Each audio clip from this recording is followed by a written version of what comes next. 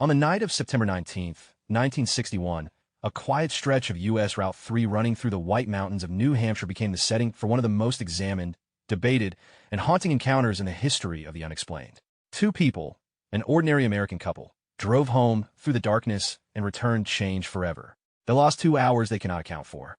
They carried memories they could not explain. And in the years that followed, what they described under hypnosis would shake the foundations of what many people believed about life in the universe. This is the story of Betty and Barney Hill. Part 1. Who were the Hills? Before we follow them down that mountain highway, we must first understand who they were, because their credibility, their character, and the specificity of their testimony are central to why their case endures. Barney Hill was a 39-year-old African-American man who worked as a postal clerk in Boston. He was a committed civil rights activist, serving on the local board of the NAACP and the United States Civil Rights Commission under President John F. Kennedy.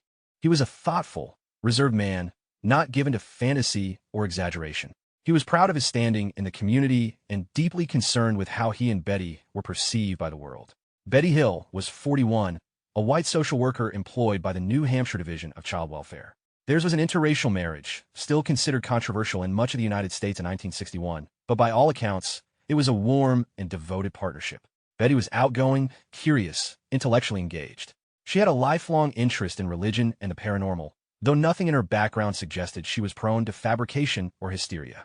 They were, by every measure, ordinary Americans living extraordinary lives of civic duty. And on that September night, returning from a brief vacation in Niagara Falls and Montreal, Canada, they became the most famous alien abductees in history. Part 2. The Drive, September 19th, 1961. The Hills began their return trip to Portsmouth, New Hampshire late in the evening, hoping to drive through the night. The sky was clear. The moon was bright. The White Mountains stretched around them in darkness, and the highway was largely empty. Betty was the first to notice something unusual. Somewhere south of Lancaster, New Hampshire, she spotted a bright light in the sky, brighter than the surrounding stars, that seemed to be moving erratically. She pointed it out to Barney, who initially dismissed it as a satellite or an aircraft. But as they drove, the light continued to move in ways that defied easy explanation. It tracked their car. It changed directions. It grew larger. Betty retrieved a pair of binoculars from the back seat and watched the object through the windshield. What she saw was not a conventional aircraft. The light appeared to have a structured, solid shape, and it was descending toward them. Barney pulled the car to the side of the road near the town of Indian Head to get a better look. Through the binoculars, Betty described seeing a large, disc-shaped craft with a double row of windows along its edge. A reddish-orange light pulsed from either end. Then Barney did something that, by his own later account, he could scarcely believe. He got out of the car. Part 3. Barney steps into the field.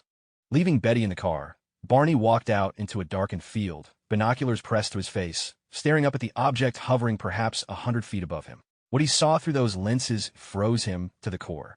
He could make out figures, humanoid figures, standing at the windows of the craft looking back at him. He described them as wearing shiny black uniforms and caps. They had large, dark, wraparound eyes. And one of them, the figure he would later describe as the leader, seemed to communicate something to him without words. A feeling, a command, a message that seemed to say, "Stay where you are." Barney described an overwhelming wave of emotion, not quite fear, but something deeper and more primal. He began to tremble. He tore the binoculars away from his face, ran back to the car screaming that they needed to leave immediately, and gunned the engine. "They're going to capture us," he reportedly said. "They're going to capture us." As he drove, a strange beeping or buzzing sound seemed to pulse from somewhere outside the car, felt more than heard. The Hills described a tingling sensation passing through their bodies. And then nothing. The next thing they were fully aware of was being 35 miles further down the road, near Ashland, New Hampshire, with the UFO gone and another set of beeping sounds marking, as they later came to understand it, their return to full consciousness. They arrived home in Portsmouth at 5 o'clock in the morning, 2 hours later than the drive should have taken. Part 4. The Aftermath, Strange Signs. The Hills said little to each other about what had happened. A kind of psychological fog had settled over both of them, but the evidence that something unusual had occurred was written on their bodies and their car. Betty's dress, the blue dress she had been wearing, was torn along the hem in a way she could not explain. Shiny, concentric circles had appeared on the trunk of their car. When a compass was held near these circles, the needle spun wildly. Barney's shoes were scuffed in an unusual pattern, as though he had been dragged with the tops of his feet scraping the ground. The watch he had been wearing stopped permanently. In the days that followed, Betty began having vivid, disturbing dreams, 5 in a row, in which she and Barney were taken aboard a craft by strange beings. She wrote the dreams down in careful detail. Meanwhile, Barney developed severe anxiety and a mysterious ring of warts around his groin, in a perfect circular pattern that no dermatologist could explain satisfactorily. The couple began experiencing symptoms consistent with what we would today recognize as post-traumatic stress disorder. Barney, in particular, suffered deepening anxiety and insomnia. He developed an ulcer. He could not drive past a certain stretch of highway without a sense of dread. He began to feel a profound unease that he was unable to articulate, as though something had happened to him that his conscious mind was refusing to let him remember. Both began to experience what researchers and clinicians would later describe as missing time, the unsettling awareness of a gap in their memory, a blank where there should have been experience and recollection. Part 5. Missing time. The concept of missing time, an unaccountable gap in a person's conscious experience, often associated with close encounters, is now a fixture in UFO lore. The Betty and Barney Hill case is the foundational example that introduced it to the modern conversation. The Hills knew their drive should have taken a certain amount of time. They had made it before, but nearly 2 hours had simply vanished with no explanation. They had not stopped. They had not fallen asleep, and yet the clock said otherwise. This temporal gap gnawed at both of them, particularly Barney, whose rational, analytical mind was tormented by the absence of a logical explanation. It was the missing time, more than any other single factor, that eventually convinced them to seek professional help. In 1962, they began seeing a psychiatrist, Dr. Duncan Stevens of Portsmouth. He treated them for anxiety and stress, but the underlying mystery remained unresolved. It was he who eventually referred them to Dr. Benjamin Simon, a Boston neurologist and psychiatrist of considerable reputation, a specialist in hypnotherapy, who had used hypnosis to treat combat soldiers suffering from severe wartime trauma. Dr. Simon agreed to see them. What followed were months of sessions that would produce some of the most remarkable material in the history of unexplained phenomena. Part 6. Hypnosis, Dr. Benjamin Simon. Beginning in January of 1964, Dr. Benjamin Simon conducted extensive hypnotic regression sessions with both Betty and Barney Hill separately, so their accounts could not contaminate each other. He was meticulous and scientific in his approach. He was openly skeptical of the idea of alien abduction, but he was a thorough professional, and he let the process unfold without leading his patients. Under hypnosis, each Hill independently described the events that had supposedly occurred during those missing 2 hours. What emerged was deeply consistent and deeply strange. Both described being stopped on the highway by a group of beings, short in stature, with grayish skin, large heads, and enormous slanted eyes that wrapped around their faces. The beings communicated with them, they said, but not through speech as we understand it. Rather, it was something more like direct thought transfer, a wordless implanting of meaning and instruction. The Hills described being separated and taken aboard the craft through different entry points. Each was placed in a different examination room. Each described the interior of the ship in similar terms: curved walls, a clinical environment, a ceiling that emanated soft light from no visible source. Under hypnosis, Barney wept. He shook. He relived what appeared to be genuine terror. The emotional authenticity of his responses struck Dr. Simon deeply, even as the psychiatrist remained uncertain about their literal truth. Part 7. The abduction, Betty's account. Betty described being led into an examination room and placed on a metallic table. The beings who attended to her were calm and apparently communicative. One of them, she said, seemed to speak better English than the others and acted as a kind of interpreter or guide. She described a thorough physical examination. The beings examined her hair, her fingernails, her skin. They scraped the surface of her skin gently. They examined her teeth and gums. They looked in her eyes and ears. Then came the procedure that Betty described with the greatest precision and emotional intensity. A long needle was inserted into her navel. She felt sharp pain and cried out. The being she called the leader placed his hand over her eyes, and the pain immediately ceased. She later said the beings told her this was a pregnancy test. Betty also described a conversation with the leader. She asked where they came from. He showed her what appeared to be a three-dimensional star map, a holographic projection of some kind, suspended in the air before her.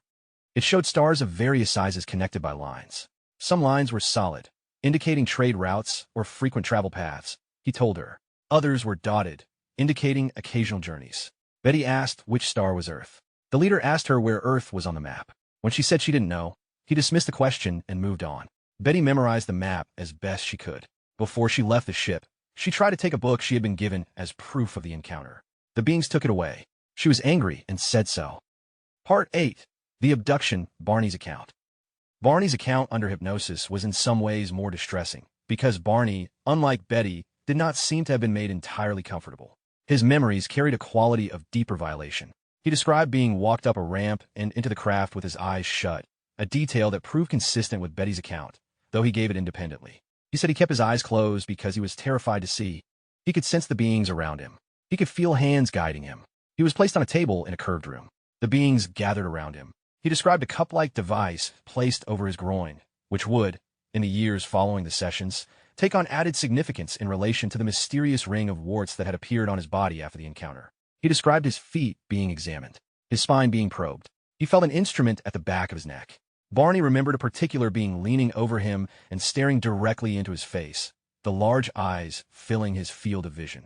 He described those eyes as the most terrifying thing he had ever encountered. Not because they were threatening, exactly, but because they seemed to reach inside him to see something he didn't want seen. He remembered little else until he was outside the craft again, being helped back toward his car. Part 9. Barney's PTSD. Post-traumatic stress disorder, though not yet widely named as such in the early 1960s, settled heavily on Barney Hill in the years following the encounter. He had been a composed, capable man, a man who gave speeches at civil rights rallies, who served on presidential commissions, who navigated the complicated social terrain of an interracial marriage in mid-century America without flinching. But after September 19, 1961, something inside him fractured. He suffered from chronic anxiety and recurrent nightmares. He developed debilitating insomnia. The ulcer that had appeared in the months following the encounter worsened. He was hypervigilant, startled easily, prone to sudden, overwhelming dread. His behavior on the highway that night, running from the field screaming, the raw terror in his voice, was deeply out of character for a man who prided himself on composure. And the fact that he had no satisfactory conscious explanation for his own reactions compounded his distress. He knew something had happened to him. He could not say what, and the inability to name the wound made it all the more difficult to heal. Dr. Simon's hypnosis sessions helped Barney to some degree, putting conscious shape around something that had previously been formless, lurking terror. But the stigma was also real. As an African-American man in 1960s America, Barney Hill was acutely aware of the risks of being associated with a story about alien abduction. He worried about ridicule. He worried about his professional reputation. He worried about what people would think. Barney Hill died of a cerebral hemorrhage in February 1969 at the age of 46. He did not live to see the full flowering of his and Betty's story into cultural legend. Part 10. Betty's Star Map. Of all the elements that emerged from the Hill's hypnotic sessions, perhaps none captured the imagination of researchers and astronomers more powerfully than the star map Betty described. Under hypnosis, Betty had recalled the leader showing her a three-dimensional map, a holographic or projected representation of a region of space. She described stars of varying sizes connected by lines. Some lines were solid, some were dotted. The configuration was not random. It had a clear pattern, a structure. In 1964, at Dr. Simon's request, Betty drew the map as she remembered it. The drawing showed a distinctive pattern of stars with a large star to the left, a group of smaller stars to the right, and connecting lines that Betty interpreted according to the meaning the alien had described. Solid lines for established travel routes, dotted lines for occasional expeditions. For years the map sat in the files as an intriguing but unverifiable detail. Then, in 1968, an amateur astronomer from Ohio named Marjorie Fish became fascinated by the Hill case and decided to investigate the map's possible astronomical validity. Part 11. Marjorie Fish and the Zeta Reticuli Connection. Marjorie Fish was not a professional astronomer. She was an elementary school teacher and a devoted hobbyist, the kind of careful, methodical amateur who sometimes makes contributions that the professionals miss. Fish spent years constructing three-dimensional models of nearby star systems, using beads strung on thread, hanging from the ceiling to represent stars suspended in three-dimensional space. She was attempting to find a real stellar configuration that matched the pattern Betty Hill had drawn. She worked from a 1969 Gliese catalog of nearby stars, which had recently been updated with more accurate stellar data. She rotated her models. She studied them from dozens of angles. She was looking not just for a visual match, but for a match that made scientific sense. The connected stars had to be stars that were similar enough to our own sun to potentially host habitable planets. In 1969, after years of patient work, Marjorie Fish found what she believed was the match. The pattern Betty Hill had drawn matched, with striking precision, a view of a region of space centered on two nearby stars known as Zeta 1 and Zeta 2 Reticuli, a binary star system located approximately 39 light-years from Earth in the southern constellation Reticulum. The match was not superficial. When Fish plotted the position of these stars as they would appear from a vantage point near Zeta Reticuli, The arrangement of surrounding stars corresponded to Betty Hill's drawing to a degree that Fish, and many of the astronomers she consulted, found highly unlikely to be coincidental. Fish's findings were published in 1974 in a special issue of the astronomy magazine Astronomy, and they generated immediate and widespread debate. Astronomers Terence Dickinson, himself a well-credentialed professional, reviewed the findings and wrote that the correspondence was too striking to dismiss out of hand. The Zeta Reticuli system became, almost overnight, the most famous suspected home address of alien life in popular culture. The gray aliens of so much subsequent UFO lore, the large-headed, dark-eyed beings that would become ubiquitous in movies and television, are often colloquially referred to as Zeta Reticulans, a term that traces its origin directly to the work of Marjorie Fish and the memory of Betty Hill. Some astronomers have challenged the match, arguing that a sample of stars large enough is likely to produce coincidental visual correlations with any given pattern. But supporters point out that the specific stars in Fish's match are all sun-like in the right ways, candidates for habitable planetary systems, and that this filtering constraint makes a random match far less likely. The debate has never been definitively resolved. Part 12. John Fuller and the Interrupted Journey. The Hills had told very few people about their experience. They were private about it, embarrassed, uncertain, and wary of ridicule. But in 1963, before the hypnosis sessions had even begun, the story leaked. A UFO investigator named Walter Webb had interviewed the Hills shortly after the encounter, and somehow an account reached the press. In 1965, a Boston newspaper published a sensationalized version of the story. The Hills were dismayed. They had not chosen this publicity. And now, with distorted versions of their accounts circulating, they felt a responsibility to put the accurate record before the public. Enter John G. Fuller. Fuller was a respected journalist and author, a contributing editor to the Saturday Review, a man whose work was characterized by careful reporting and literary seriousness. He had already written one notable book on the UFO phenomenon, Incident at Exeter, which examined a wave of sightings in New Hampshire in 1965. He came to the Hills with credibility and with integrity. Fuller spent extensive time with Betty and Barney, studying the case documentation, listening to the tapes of the hypnosis sessions, interviewing Dr. Simon, and piecing together the full narrative of September 19, 1961, from every available angle. He approached the material neither as a believer looking to prove alien contact, nor as a debunker looking to tear it down. He approached it as a journalist, with curiosity, rigor, and an awareness of just how consequential the story was. The result was The Interrupted Journey, published in 1966 by Dial Press. The book was a sensation. Fuller's narrative skill brought the Hills to life on the page. He rendered the drive through the White Mountains with atmospheric tension. He reproduced the hypnosis session transcripts at length, and their raw emotional power, the weeping and shaking and desperate fear that Barney expressed on the tapes, was laid bare for every reader to hear. The book made the case not by argument but by immersion, by placing the reader inside the experience and letting the strangeness speak for itself. The Interrupted Journey became a bestseller. It was later adapted into a 1975 television film, The UFO Incident, starring James Earl Jones as Barney Hill and Estelle Parsons as Betty, a film that introduced the Hills' story to an even wider audience. Fuller did not claim to know what had happened on that New Hampshire highway. He presented the evidence and let readers decide.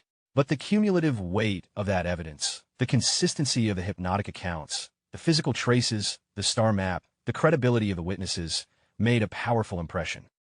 Part 13. Significance, the case that changed everything. It is difficult to overstate the influence of the Betty and Barney Hill case on subsequent UFO culture, abduction research, and the broader public imagination. Before the Hills, alien contact narratives were dominated by a very different kind of encounter, the so-called contactee movement of the 1950s, in which individuals like George Adamski claimed friendly, philosophical exchanges with benevolent space brothers from Venus or Mars. These stories had a utopian, almost religious quality. The aliens were guides, not scientists. The Hills account introduced something altogether different and far more troubling: the involuntary abduction, the examination, the violation of bodily autonomy, the missing time, the psychological aftermath. Their case established the template for virtually every abduction narrative that followed. The gray beings with large heads and wraparound eyes, the examination table in the sterile, curved room, the medical procedures, the communication without words, the star map, the returned abductee who remembers nothing consciously but carries the trauma in their body. These elements, now so familiar as to feel almost archetypal, all trace their origin in modern discourse to one couple on one highway in New Hampshire in 1961. The case also brought scientific and academic rigor to bear on the abduction phenomenon for perhaps the first time. Dr. Simon was not a credulous man. Dr. J. Allen Hynek, the U.S. Air Force's own scientific consultant on UFOs, took the case seriously.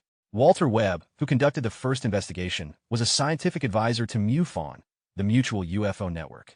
The Hills were examined not just by tabloids, but by careful investigators, and they withstood that scrutiny remarkably well. Their case forced a serious question. If these two people, an educated, civic-minded, credible couple with no apparent motive to deceive, were describing something that wasn't real, then what was it? What psychological mechanism could produce such specific, consistent, emotionally charged memories of something that had not happened? The skeptics proposed explanations. Sleep paralysis, false memory syndrome, cultural contamination from science fiction imagery, the power of hypnotic suggestion to inadvertently generate confabulation. These are serious arguments, and they deserve to be taken seriously. But the believers point back, again and again, to the details that resist easy dismissal. The physical traces, the independent consistency of two separately hypnotized accounts, the star map that matched a real stellar configuration before that configuration was even well cataloged, the warts on Barney's body, the compass spinning over the car. The truth, as it so often does in matters like these, remains elusive. Part 14, Legacy. Betty Hill lived until 2004, dying at the age of 85. In the decades following Barney's death, she became one of the most prominent public advocates for UFO research, giving interviews, attending conferences, maintaining that what had happened to her and her husband was real, and pressing for more serious governmental and scientific attention to the phenomenon. She never wavered in her account. She never sought to profit excessively from it. She continued her social work career. She was, by all accounts, exactly what she appeared to be, a woman who had had an experience she could not explain and who had spent the rest of her life trying to be honest about it. The house at 92 Lily Street in Portsmouth, New Hampshire, where the Hills lived, has been listed on the National Register of Historic Places as a site of cultural significance. The roadside marker near Indian Head, where Barney got out of the car and looked up at the sky through binoculars, draws visitors from around the world. Marjorie Fish died in 2013. The star map she painstakingly assembled over years of patient work, those beads on strings, slowly rotating through her living room, remains one of the most intriguing and controversial artifacts in the history of UFO investigation. Dr. Benjamin Simon, the psychiatrist who conducted the hypnosis sessions, maintained throughout his life that he did not know what to believe. He was certain that his patients believed what they were telling him. Whether that made it real was a question he was too honest to answer. Closing. The story of Betty and Barney Hill is, in the end, a story about limits, the limits of memory, the limits of science, the limits of what the human mind can absorb and hold. Two people drove through the New Hampshire mountains on a September night and came home changed. Whatever happened in those missing hours, whether it was an encounter with intelligences from a star system 39 light-years away, or something stranger still rooted in the mysteries of human consciousness, left marks that neither time nor skepticism has fully erased. John Fuller called it the interrupted journey. But perhaps a more fitting title would be the journey that never ended, because the questions the Hills brought back with them from that dark highway are still traveling, still unanswered, still pointing toward the stars. Thanks for watching this video. Please give a thumbs up if you liked it. Leave a comment below on what your thoughts are about the Betty and Barney Hill alien abduction case. Take care.